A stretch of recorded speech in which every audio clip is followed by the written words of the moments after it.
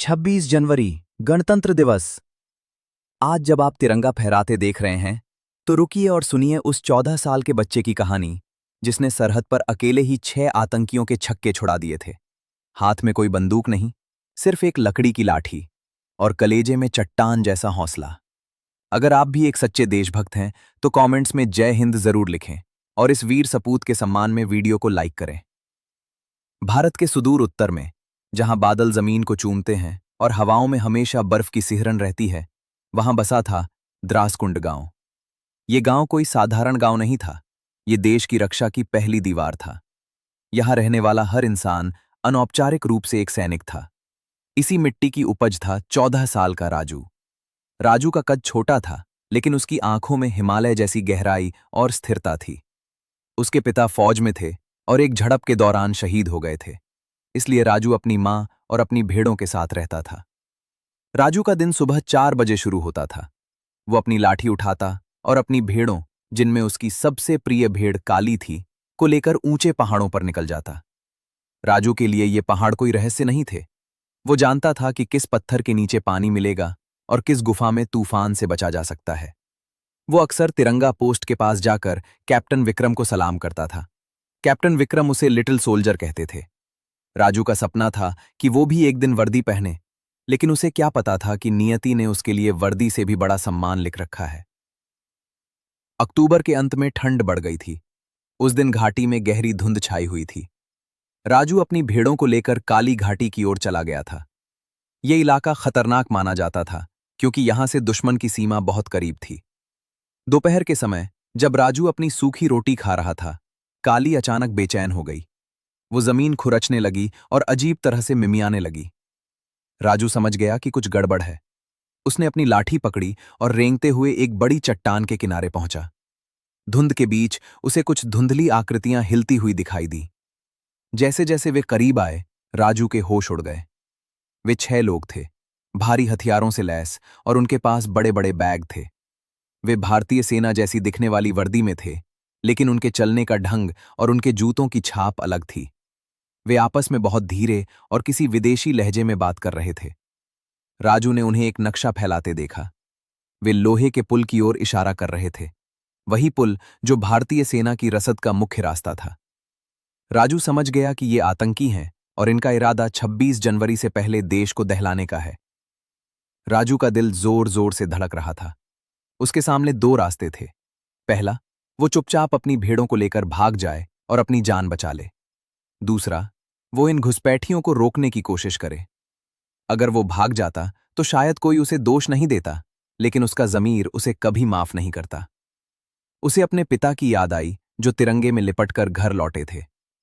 उसे कैप्टन विक्रम की वो बात याद आई, राजू, सरहद पर आंखें हमेशा खुली रखना। राजू ने अपनी मुट्ठी भींची। उसने तय किया कि वो इन दरिंदों को अपने वतन की मिट्टी को और गंदा नहीं करने देगा। लेकिन वो अकेला बच्चा इन 6 हथियारबंद भेड़ियों का मुकाबला कैसे करता? उसे पता था कि अगर वो सेना की चौकी की तरफ दौड़ा तो वे उसे देख लेंगे और पीछे से गोली मार देंगे। उसे उन्हें उलझाना होगा। उसे उन्हें एक ऐसी जगह ले जाना होगा जहां से वे वापस न निकल सकें। उसका दिमाग तेजी से काम करने लगा। उसने एक ऐसी योजना बनाई जो आत्मघाती थी, लेकिन देश के लिए जरूरी थी। राजू जानबूझकर एक पत्थर को लुढ़का देता है। आवाज सुनकर आतंकी चौंक जाते हैं और अपनी बंदूकों का रुख उस दिशा में कर देते हैं। इससे पहले कि वे कुछ समझ पाते, राजू घबराते हुए उनके सामने आ जाता है। साहब, मुझे मत मारो, मैं तो बस अपनी भेड़ ढूंढ रहा था। राजू रोने का नाटक करने लगा। आतंकी लीडर, जिसका नाम जफर था, उसने राजू के बाल पकड़े और उसे ऊपर उठाया। कौन है तू? यहां क्या देख रहा था? राजू ने कांपती आवाज में कहा, मैं चरवाहा हूं साहब, मैं कुछ नहीं जानता, मुझे घर जाने दो। जफर ने अपने साथियों की ओर देखा। उसे लगा कि यह बच्चा उनके लिए काम आ सकता है। सुनो छोकरे, हमें उस लोहे के पुल तक जाना है। सेना से बचकर निकलने का कोई रास्ता बता, वरना यहीं दफन कर दूंगा। राजू ने मन ही मन ईश्वर को धन्यवाद दिया। वे रास्ता भटक गए थे और यही उसका मौका था। साहब, मुख्य रास्ते पर तो बहुत फौजी हैं, लेकिन एक पुराना रास्ता है जिसे भूल भुलैया दर्रा कहते हैं। उधर कोई फौजी नहीं मिलता, मैं आपको ले चलूंगा। राजू आगे आगे चल रहा था और उसके पीछे 6 मौत के सौदागर। राजू उन्हें उस रास्ते पर ले गया जो गांव या पुल की तरफ नहीं बल्कि एक बंद घाटी की ओर जाता था। ये रास्ता इतना संकरा था कि एक तरफ हजारों फीट गहरी खाई थी और दूसरी तरफ सीधी चट्टान। आतंकी थक रहे थे। उनके भारी बैग उनकी सांसें फुला रहे थे। राजू जानबूझकर तेज चल रहा था ताकि वे और थक जाएं। कितनी दूर है? जफर ने हांफते हुए पूछा। बस साहब, उस पहाड़ी के पीछे, राजू ने मासूमियत से झूठ बोला। चलते चलते राजू को एक खास जगह दिखी, आग झाड़ी का झुंड। ये झाड़ियां बहुत तेजी से आग पकड़ती थीं और बहुत सारा धुआं करती थीं।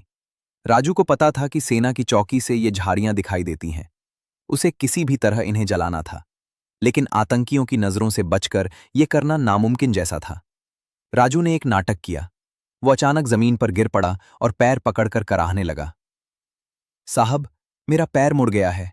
आप लोग 2 मिनट रुको, मैं जरा देखूं। आतंकी चिढ़ गए। जल्दी कर, हमारे पास समय नहीं है। राजू एक चट्टान की ओट में गया। उसके पास माचिस नहीं थी। उसने अपनी लाठी के लोहे के सिरे को एक चमकदार पत्थर पर जोर जोर से रगड़ना शुरू किया।